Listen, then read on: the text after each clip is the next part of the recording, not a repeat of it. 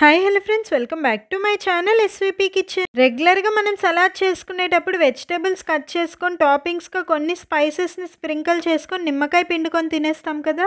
ఈ రోజు మన కిచెన్లో డిఫరెంట్ స్టైల్లో మిక్స్ వెజ్ సలాడ్ చేశాను. టేస్ట్ అయితే అథెంటిక్ ఫ్లేవర్తో చాలా బాగుంటుంది. సలాడ్ చేయడానికి మీకు నచ్చిన వెజిటేబుల్స్ ఏవన్నా తీసుకొని ఒకే సైజులో కట్ చేసుకోండి. నేను ఇక్కడ onion, cabbage, carrot, tomato and green capsicum తీసుకున్నాను.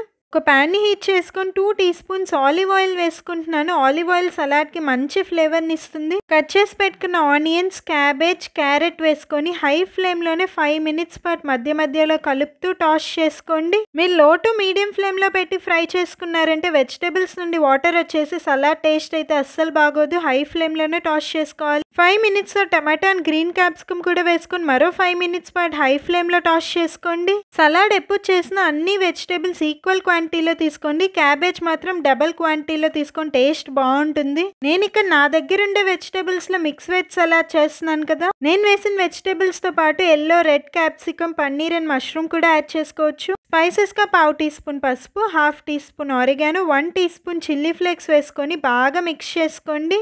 ఈ సలాడ్ అయితే అథెంటిక్ ఫ్లేవర్తో చాలా టేస్టీగా ఉంటుంది. మీరు తప్పకుండా ట్రై చేయాల్సిన ఈజీ రెసిపీ అని చెప్పొచ్చు. ఒక బౌల్లోకి సర్వ్ చేసుకుంటే simple and tasty mix veg salad ready.